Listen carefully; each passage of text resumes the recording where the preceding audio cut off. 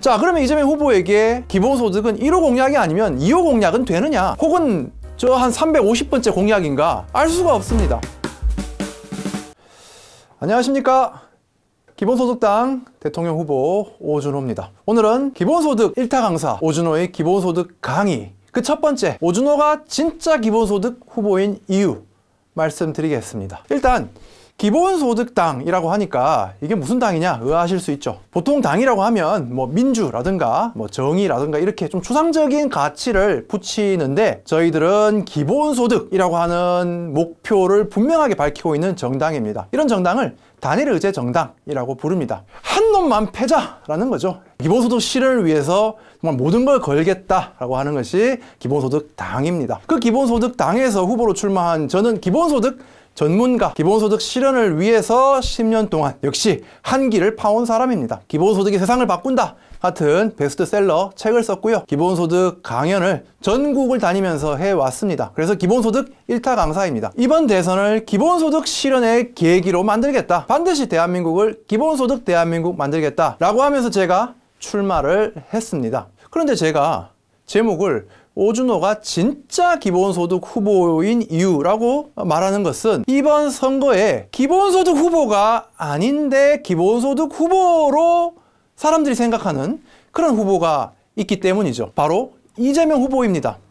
자, 오늘 강의를 들으시면 진짜 기본소득 후보는 바로 오준호다 라고 아시게 될 겁니다. 대선에 출마한다고 하니까 많은 분들이 물으시더라고요. 이재명 또 기본소득을 하지 않아? 그런데 굳이 왜 따로 나와? 이재명이 기본소득을 한다는데 너는 왜 나오냐? 이렇게 말씀을 하십니다. 그에 대한 대답을 드리겠습니다. 첫째, 이재명 후보는 기본소득을 할 마음이 사실상 없다. 둘째, 이재명 후보의 기본소득 수준을 가지고는 대한민국을 제대로 바꿀 수가 없다. 영상을 보시는 시청자께서는 아니 이재명이 기본소득을 한다고 믿었는데 저게 무슨 말이야? 하실 수도 있겠습니다.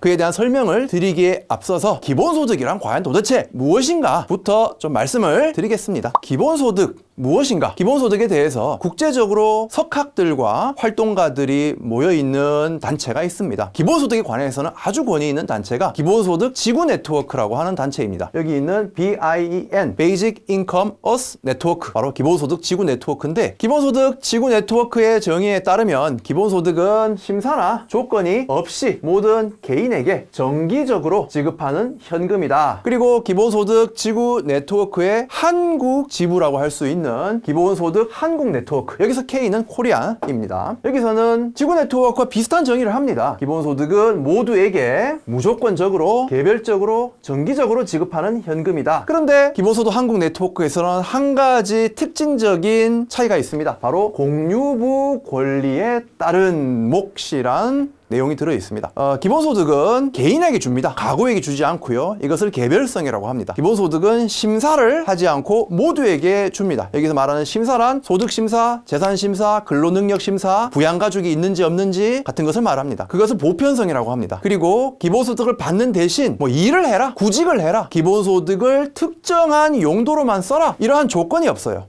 그래서 무조건성이라고 합니다. 이렇게 기본소득은 개별적이고 보편적이고 무조건적인 큰 특징이 있고요. 정기적으로 지급하고 현금으로 줍니다. 뭐 라면이나 쌀 같은 것으로 주지 않습니다. 이런 주요한 특징은 기본소득 지구 네트워크와 기본소득 한국 네트워크가 다 공유하고 있는 원칙이고요. 그 중에서 기본소득 한국 네트워크에서는 공유부의 몫이다 라는 표현을 강조하고 있습니다. 공유부란 바로 커먼스라고 하는 겁니다. 커먼스는 뭐냐? 우리 모두가 함께 가지고 있는 재산을 가리킵니다. 뭐 가령 토지는 어느 누가 개인이 만들어낸 게 아니죠. 우리 모두의 것입니다. 원천적으로는. 천연 자원도 마찬가지입니다. 뭐 땅속에 파묻혀 있는 석탄이나 우라늄, 이것도 어느 개인이 아니라 굳이 만들었다고 하면 수억 년 전에 공룡들이 그 원천이 되겠죠. 이것도 어느 한 개인이 소유가 될 수 없습니다. 햇빛이나 바람도 우리 모두의 것입니다. 그리고 지식이나 문화, 데이터 같은 다양한 사람들이 협동해서 만든 것도 공유부입니다. 공유부를 이용해서 어떤 이익이 발생하잖아요. 이 이익은 모든 사람이 동등하게 나눠야 한다. 이것이 기본소득의 중요한 철학적 근거입니다. 이게 왜 중요하냐? 앞서 기본소득을 개인에게 모두에게 조건 없이 준다고 했잖아요. 왜 그렇게 주는데? 라고 물으면 거기에 답할 수 있는 근거는 그것이 공유부의 권리에 따른 몫이기 때문에 모두에게 동등하게 그렇게 나누는 것이다 라고 답을 하는 것이죠. 자, 기본소득은 그래서 우리 모두의 권리입니다. 그러면 당연히 이런 질문이 오겠죠. 기본소득 그러면 얼마를 줘야 하나요? 한 달에 5,000원만 줘도 기본소득인가요? 기본소득의 취지를 살리려면 충분한 액수여야 합니다. 이것을 기본소득의 충분성이라고 부르는데요. 기본소득의 취지란 그 돈을 받음으로써 경제적인 자립을 할 수 있고 자신이 추구하는 가치를 추구하며 살 수 있어야 된다는 것이죠. 그런데 충분한 액수란 그럼 얼마를 말하느냐? 당연히 이렇게 질문을 하실 겁니다. 매달 최신 스마트폰을 바꿀 수 있어야 충분한 건가? 그런 것은 아니고 최소한 삶의 기초적인 생계 수준을 유지할 수 있는 정도는 돼야 된다라는 것이죠. 최소한의 생계 수준을 우리가 추정하는데 참고할 것은 생계급여입니다. 생계급여는 현행 기초생활보장제도에서 지급하는 복지급여이죠. 생계급여는 중위소득, 그러니까 우리 국민들을 소득 수준대로 제일 소득이 많은 사람부터 가장 소득이 적은 사람까지 한 줄로 늘어섰을 때 딱 중간에 있는 사람이 얻는 소득을 중위소득이라고 합니다. 그 중위소득을 기준으로 30%에 해당하는 급여가 바로 생계급여입니다. 2022년에 이 생계급여는 1인 가구 기준 58만 원, 2인 가구는 97만 원, 3인 가구는 125만 원 정도로 책정되어 있습니다. 이보다 높을 수 있다면은 적어도 최소한의 생계는 보장된다고 할 수 있겠죠. 기본소득이 목표하는 그 충분성의 시작점, 최종 목표가 아니고요. 시작점은 생계급여를 넘어서는 수준이라고 저는 생각합니다. 그런데 2026년에 1인 가구 생계급여가 현재처럼 증가한다고 하면 대략 64만 원 정도로 될 것이 예상이 됩니다. 그렇다면 기본소득이 이보다는 높아야 되겠죠? 그래서 준비했습니다. 그래서 저 오준호의 1호 공약은 달 탐사도 아니고 핵잠수함 건조도 아니고 내각제 개헌도 아니고 바로 당신이 누구든 월 65만 원 기본소득 지급입니다. 65만 원 기본소득은 앞서 설명드린 것처럼 생계급여보다는 높은 수준, 그래서 최소한의 삶의 안정성을 보장하는 그 출발점입니다. 그런데 안타깝게도 차기 정부가 시작하자마자 65만 원 지급은 어렵기 때문에 2023년, 그러니까 내년이죠. 내년에는 40만 원의 기본소득으로 시작합니다. 이 역시 상당히 파격적인 기본소득 액수인 것은 맞습니다. 그러면서 액수를 점차 인상해 갈 건데요. 2033년 10년 뒤 기본소득을 지급하고 나서 10년 뒤인 2033년에는 1인 가구 중위소득의 50%에 도달하는 것이 목표입니다. 10년 뒤면 제가 대통령이 되더라도 그 임기 바깥에 있는 시점인데 가능하겠냐? 기본소득 65만 원을 지급하기 위해서 각종 조세제도 등의 개혁을 이뤄놓고 나면 그 제도가 작동되면서 10년 뒤까지 액수가 인상될 것이라고 예상합니다. 10년 뒤 1인 가구 중위소득 50%는 100만 원으로 예상합니다. 사실 이보다 더 높을 수 있습니다. 지금 1인 가구 중위소득의 50%가 96만 원 내지 97만 원입니다. 이후에는 더 높은 액수일 수 있지만 대략 적어도 100만 원의 기본소득을 10년 내에는 보장한다. 그런데 그냥 저의 단순한 바람만은 아닙니다. 왜냐하면 기본소득 법안을 어제 발의했다고 말씀드렸잖아요. 이 기본소득 법안에 일단 기본소득이 도입되면 10년 이내에 중위소득 50%까지 지급을 하자, 이렇게 법에 명시를 했습니다. 이 법이 통과되면 국가는 기본소득을 도입하고 액수를 인상시킬 의무를 지게 되는 것이죠. 자, 기본소득을 월 100만 원씩 받는 세상. 자, 한번 상상해 보세요. 청년들이 야간 알바를 하고 집에 가서 쪽잠을 자고 다시 공부나 학업을 해야 되는, 그러면서 자신의 시간이 없는 쳇바퀴를 뱅글뱅글 돌고 있다고 한다면 기본소득 100만 원이 주어진다면은 야간 알바를 줄일 수 있고 시간의 주인이 될 수 있겠죠. 또 어떤 사람이 가정폭력에 시달리고 있는 여성이거나 청소년이라면 월 100만 원의 기본소득이 주어진다면 자립해서 자유를 찾을 수도 있을 겁니다. 그리고 지금 어떤 기업에 다니는 직장인인데 내가 정말 하고 싶은 다른 일을 하기 위해서 직장을 옮기고 싶을 때 지금은 그 과정의 소득 상실이 두렵잖아요. 하지만 월 100만 원의 기본소득이 주어진다면 좀 더 용기를 내서 정말 하고 싶은 일로 옮겨갈 수도 있을 겁니다. 이러한 기본소득이 실현되려면 앞서 강조한 것처럼 기본소득 액수가 충분해야 합니다. 자, 왜 충분한 기본소득이 필요한지 좀 더 정리해서 설명드리겠습니다. 첫째, 불평등과 양극화를 타파하기 위해서입니다. 기본소득은 우리 사회에 소수에게 집중되어 있는 부를 과감하게 재분배하는 기획입니다. 저 사람 힘드니까 조금 지원해주자. 저 사람에게 돈을 좀 줘서 소비를 더 할 수 있게 하자. 돼지고기만 먹는 사람 소고기 좀 먹게 하자. 이런 정도를 넘어서서 소수에게 모여있는 부를 모두에게 좀 더 공평하게 분배하자는 것이죠. 두 번째는 복지 사각지대를 해소하기 위해서 기본소득이 필요합니다. 지난해 말 이른바 간병살인 사건 때문에 많은 국민들이 좀 충격을 받았습니다. 22살 청년이 혼자서 아픈 아버지를 간병하다가 생활고에 못 이겨 아버지를 방치해서 죽게 하는 사건이 있었습니다. 물론 그러면 안 되죠. 하지만 그런 행동의 배경에는 견딜 수 없는 그 청년의 생활고가 있었다는 배경 때문에 사람들이 여러 가지 생각을 하게 됐습니다. 어떤 사람들은 그런 처지에 있으면 우리나라에 복지제도가 많이 있는데 복지제도에 지원을 받으면 되잖아 라고 말할 수 있겠습니다. 하지만 우리나라 복지제도는 기본적으로 신청해야만 지원을 받을 수 있습니다. 가만히 있으면은 와서 너 당신 힘들지 지원해주지 않아요. 이것을 신청주의라고 합니다. 그리고 이 사람이 복지 지원을 받을 수 있는 사람인지 없는 사람인지를 선별해서 지원합니다. 이 선별에는 아주 까다로운 심사가 있습니다. 소득심사, 자산심사, 살고 있는 집이 월세인지 전세인지, 그리고 근로능력이 있는지 없는지, 부양가족이 있는지 없는지 등등 까다로운 선별에 기대고 있습니다. 이를 선별주의라고 합니다.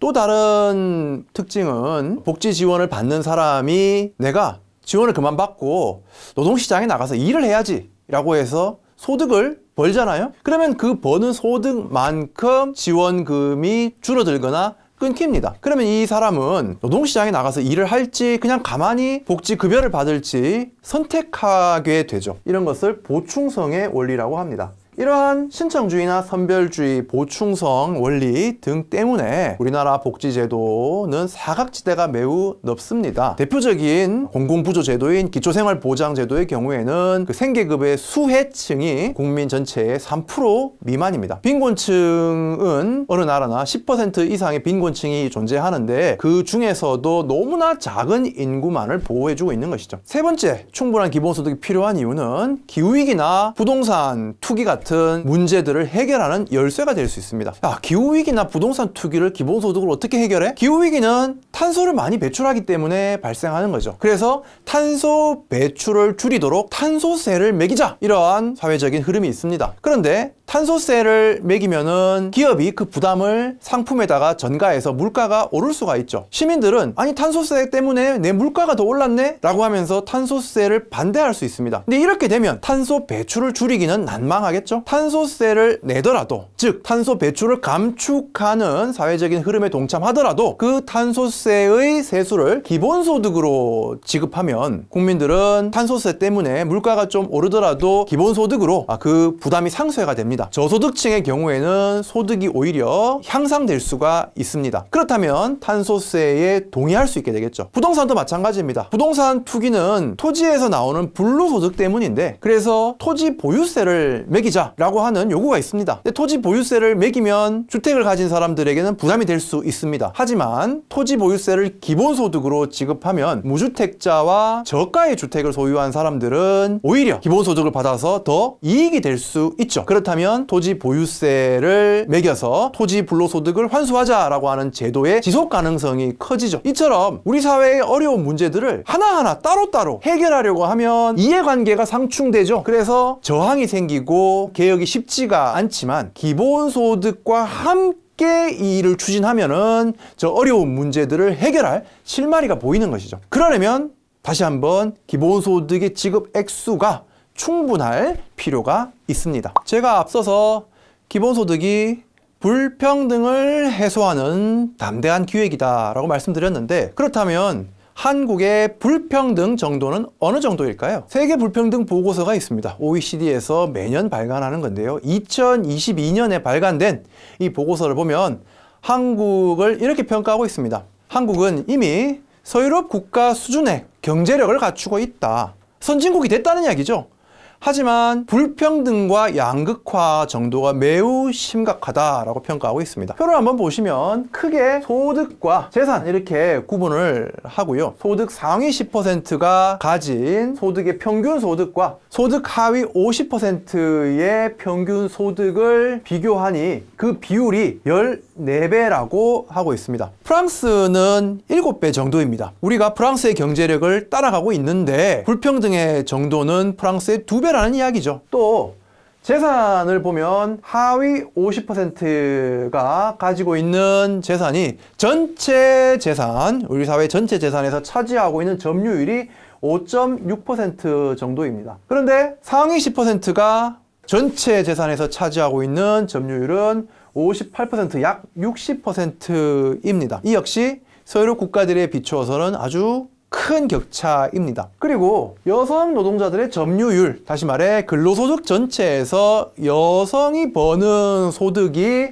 32% 수준입니다. 이 비율은 인도나 중국보다는 높은 수준이지만 서유럽 선진국에 비추어서는 매우 낮습니다. 자, 한국이 서유럽 선진국들을 이제 따라잡았다라고 하는 샴페인을 터뜨리고 있는데 정작 불평등과 양극화는 여전히 개발도상국 수준에 머물러 있다는 점, 우리에게 무엇을 시사해 줍니까? 불평등과 양극화를 해소할 때 우리가 선진국으로 갈 수 있다는 것을 보여줍니다. 그렇다면 불평등 양극화를 해소하려면 부를 재분배를 해야 되겠죠? 자, 한번 보겠습니다. 한 사회의 부가 재분배되고 있는 정도를 나타내는 표입니다. GDP 대비 공공사회복지 지출의 비율을 비교한 그런 그래프인데요. 출처는 OECD이고 이 표를 가공한 곳은 국회예산정책처입니다. OECD 국가들의 평균이 20%, GDP의 20% 정도를 어쨌든 복지로 재분배를 한다는 것이죠. 프랑스나 핀란드, 벨기에, 덴마크 같은 우리가 잘 아는 그러한 선진복지 국가들은 30% 가까운 비율을 복지 지출로 재분배합니다. 한국은 어디 있을까요? 한국은 여기 있습니다. 한국은 12%. 한국 뒤로는 터키, 칠레, 멕시코 등이 있습니다. 한국은 OECD에서 경제력은 여기 어디에 있는데 복지 지출은 꼴찌 그룹에 속해 있다는 거죠. 그럼 어떻게 해야 되겠습니까? 우리가 OECD 평균 정도로 가기 위해서도 이 정도의 격차를 메워야 합니다. 이 격차는 200조 정도의 재분배가 필요하다라는 겁니다. 그렇다면 질문은 이겁니다. 200조를 어떻게 하면 재분배할 수 있을까? 당연히 그 방법은 세금을 더 걷어야 하는 겁니다. 증세를 해서 부를 사회로 모으고 다시 나눠야 되겠죠. 그럼 다음 질문은 이겁니다. 어떤 복지 제도가, 어떤 경제 사회 제도가 그러한 증세를 통한 부의 재분배를 더 원활하게 만들 수 있느냐? 힘든 분들만 골라서 지원하는 제도가 그런 부의 재분배에 유리할까요? 모든 사람에게 골고루 지원하고 이 제도를 위해서 함께 세금을 더 내자라고 하는 것이 증세에 유리할까요? 말할 것도 없이 후자입니다. 모두가 함께 혜택을 받으니까 이 제도를 위한 비용을 더 골고루 낼 수 있게 되는 것이죠. 바로 그 방법이 기본소득입니다. 자, 지금까지 기본소득이 무엇이고 기본소득은 왜 필요한가 말씀을 드렸습니다. 본론입니다. 기본소득 후보라고 기대를 모았던 이재명 후보는 과연 기본소득을 할 마음이 있는가입니다. 저는 이재명 후보가 기본소득의 철학을 공유하고 있고 또 성남시나 경기도에서 기본소득 정책들을 실시를 해온 점을 높이 평가합니다. 그런데 대통령 선거 과정에서 이재명 후보의 모습은 과연 기본소득을 하려고 하나라고 하는 우려를 자아내고 있습니다. 기본소득과 관련해서 정책을 발표하기는 했어요. 전 국민에게 100만 원을 지급하고 청년에게는 100만 원을 더 지급한다. 지난해 7월에 발표한 기본소득 공약의 좀 골자였습니다. 그런데 민주당 후보로 공식 선출되고 나서는 어떻게 하셨죠? 기본소득이나 토지보유세는 국민이 싫어하면 안 할 수도 있다. 안 한다. 이렇게 말씀을 하셨단 말이에요. 우리 속담에 그런 말이 있습니다. 비 오니까 장독 뚜껑 덮으라고 한다. 무슨 말이냐? 너무 뻔한 소리를 하는 사람을 꼬집는 말입니다. 당연히 국민이 반대하면 못하겠죠. 국민이 반대하면 대통령이 되지도 못할 겁니다. 그럼 대통령 선거는 왜 하느냐? 소신과 정책을 이 선거 기간에 국민들에게 밝히고 설득하기 위해서 대통령 선거를 나가는 것이잖아요. 그런데 국민이 싫어하면 안 한다. 할 수도 있고 안 할 수도 있다. 이렇게 얘기하는 것은 과연 이재명 후보가 기본소득을 그 과거에 이야기했던 것이 지금 대선에 와서 나 그거 안 할 수도 있다라는 말을 하기 위해서 복선을 깔았던 것은 아닌가, 이런 생각마저 하게 됩니다. 올해 초에는 기본소득도 한다라고 말씀하셨어요. 그런데 1호 공약은 아니다 라고 또 말씀을 했습니다. 1호 공약은 성장과 회복이다 라고 MBC에 나가서 뉴스에 나가셔서 말씀을 하셨는데, 저는 1호 공약이 기본소득 월 65만 원이라고 말씀을 드렸죠. 자, 그러면 이재명 후보에게 기본소득은 1호 공약이 아니면 2호 공약은 되느냐, 혹은 저 한 350번째 공약인가 알 수가 없습니다. 더불어서 이재명 후보는 기본소득에 대해서 이렇게 유보적인 태도를 보이면서 매우 강경하게 또 이야기하시는 것들이 있어요. 종부세를 완화한다. 다주택자에게 양도세를 유예한다. 이런 말씀을 하시고, 탄소세도 신년사에서는 말씀을 안 하셨어요. 그러면서 대대적인 투자, 그리고 국가가 주도하는 성장, 이런 말씀을 하셨습니다. 또 최근에는 전국민 기본소득은 말하지 않고 예술인 수당, 장년 수당, 면접 수당, 공정 수당, 이런 말씀들을 계속 하십니다. 수당 정책을 좀 남발하고 계신데, 저는 이 정책에 들어가는 예산만 모아도 전국민 기본소득 하고 남겠다, 그런 생각이 듭니다. 민주당인가? 민수당인가? 참 아리까리합니다. 또 최근에 이재명 후보가 강조하고 있는 공약이 있죠.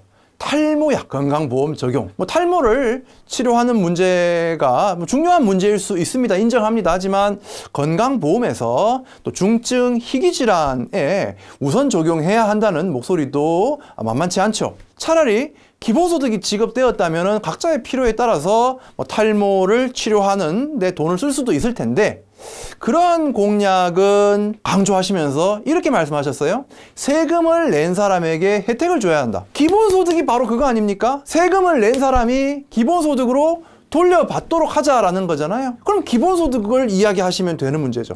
그러면 이재명 후보는 왜 이렇게 기본소득을 주저하는 걸까요? 기본소득 말을 못하는 이유가 뭘까요? 첫 번째는 민주당 내의 강한 반대 때문인 것 같습니다. 이재명 후보가 민주당 내 경선 과정에서 이낙연 후보와 치열하게 경쟁을 했죠.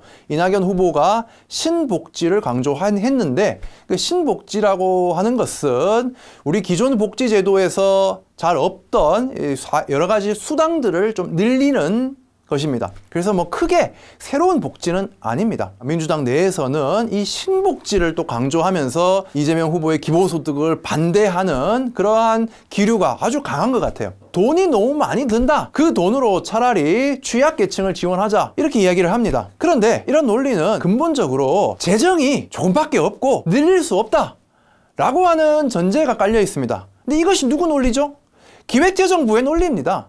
기재부의 논리를 민주당 내의 기본소득 반대파들이 고스란히 따르고 있습니다. 그런데 이재명 후보가 이러한 반대를 돌파하지를 못하고 있습니다. 두 번째는 선거와 관련된 건데, 증세를 말하면 중도층이 돌아서서 선거에 진다는 두려움, 이게 있는 것 같습니다. 그렇게 생각할 수 있습니다. 후보 대 후보로서 이런 정말 소중한 조언을 하나 드리겠습니다. 이 선거를 기본소득 대 반기본소득, 기본소득이냐 기본소득 아니냐, 이 전선으로 선거를 치르지 않으시면 이재명 후보 이기기 힘듭니다. 대장동 의혹, 형수욕설, 이런 문제에 그냥 대응이나 하다가 이재명이라고 하면 떠오르는 어떤 한 방도 제시하지 못하고 이렇게 끌려가다가는 선거 못 이기실 겁니다.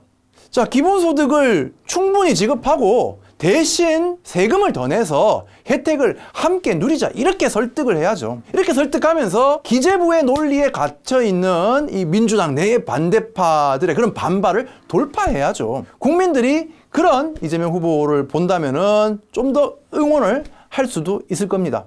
하지만 저의 조언을 안 들을 것 같습니다. 자, 어쨌든 그러면 이재명 후보가 기본소득을 한다고 칩시다. 그렇다면 이재명 후보의 기본소득과 오준호의 기본소득은 어떻게 다르냐? 많은 분들이 물어봐요. 이재명과 오준호의 기본소득은 어떻게 다릅니까? 자, 크게 두 가지입니다. 첫째는 기본소득이 목표하는 금액 그 자체가 다릅니다. 자, 둘째, 기본소득으로 어떤 사회를 만들 것인가? 이것은 기본소득의 목표 금액의 차이와 관련이 있습니다. 이재명 후보에게 기본소득은 소비 쿠폰, 골목 경제를 살리는 소비 지원책의 성격을 갖습니다. 액수가 적더라도 소비 쿠폰은 나눠줄 수 있는 것이죠. 그래서 저는 이재명 후보의 기본소득은 이재명판 소득주도 성장, 소득주도 성장 버전 2라고 생각합니다. 저는 기본소득을 가지고 불평등을 과감하게 해소하고 기본소득 복지국가를 만들겠습니다. 앞서서 우리가 OECD 평균 정도의 복지를 갖추려고 해도 200조 이상을 움직여야 한다고 말씀드렸죠? 이재명 후보의 기본소득의 예산은 50조 정도입니다. 50조 정도를 움직여서는 우리가 선진복지국가로 나갈 수가 없습니다. 200조 이상을 움직여야 됩니다. 그 정도로 담대한 기획이 필요합니다. 월 65만 원의 기본소득을 지급하기 위해서 390조 원의 예산이 필요합니다. 이 말은 우리 사회의 부의 400조 가까운 돈을 움직여서 재분배해서 우리나라를 단번에 유럽의 선진복지국가 수준으로 도약시키자라는 것이죠. 대통령 후보라면 이런 정도의 과감한 비전과 목표가 있어야 하지 않겠습니까? 이 표는 제가 방금 말씀드린 것을 한번 표로 정리해 본 겁니다. 기본소득의 어떤 점을 강조하냐? 이재명 후보는 소비 확대, 경제정책, 성장책을 강조합니다. 저는 모두의 몫에 대한 마땅한 권리로서, 즉 공유부의 권리를 강조합니다. 액수와 실현 시기 2026년 임기 내에 이재명 후보는 전국민 연 100만 원 정도, 저는 월 65만 원, 전국민 연 780만 원, 시작은 월 40만 원으로 시작한다고 말씀드렸습니다. 이재명 후보는 재정구조개혁을 통해서 증세 없이 시작하겠다. 그리고 증세는 장기적인 계획이다.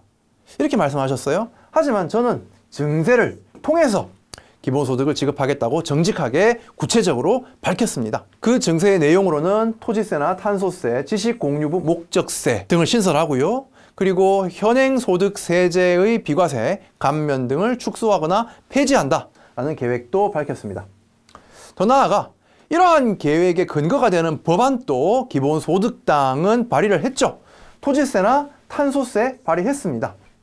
그리고 장기적으로는 공유지분형 기본소득, 즉 국가가 혁신산업에 투자하고 그 지분을 받아서 그 배당금으로 기본소득을 지급한다 라고 하는 계획도 세워놓았습니다. 기본소득 재원 계획도 이 자리에 밝히겠습니다. 핵심 수단은 기본소득 목적세 신설입니다. 기본소득 목적세라 함은 우리의 경제활동이 공유부에 활용해서 나온 것이기 때문에 그 공유부의 수익은 나누자 라고 하는 취지를 담은 세제인데요. 대표적으로 토지를 이용할 경우에는 토지세, 생태 환경을 이용할 경우에는 탄소세, 지식 문화 등을 이용할 때는 시민세를 걷는 방식입니다. 2026년 기준으로 탄소세는 약 50조, 토지세는 약 40조, 그리고 시민세는 약 140조를 걷고요. 비과세와 감면을 정비해서 대략 100조 원의 재원을 마련하고요. 또 복지 지출을 조정해서 재정 절감을 약 40조를 마련합니다.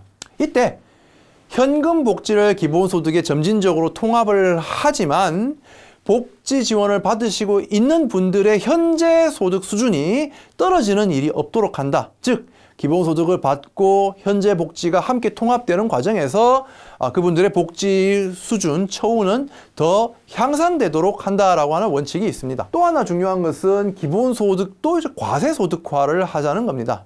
기본소득이 재난지원금처럼 한 번 주고 말 거면 과세를 한다는 것은 이상하지만 평생에 걸쳐서 받는 것이기 때문에 기본소득에도 현재의 소득세율처럼 6%에서 45%의 세율을 매겨서 소득 수준에 따라 비례해서 다시 환수를 할 계획입니다. 이러한 방식으로 저희들이 예산을 다 마련하면 2026년에 70만 원의 기본소득을 지급하는 게 가능한데, 하지만 재원을 마련하는 과정에서 여러 가지 변수가 있을 수 있기 때문에 월 65만 원으로 아주 구체적인 재원 계획까지 다 연구하고 마련해서 기본소득을 하자라고 말씀드리는 겁니다. 오늘 아침에 일어나서 기본소득 좋은 것 같은데 할까? 이렇게 한 것이 아니라 제가 기본소득의 석학들과 함께 오랫동안 연구한 결과를 이번 대선에서 보여드리는 거다라는 말씀드립니다.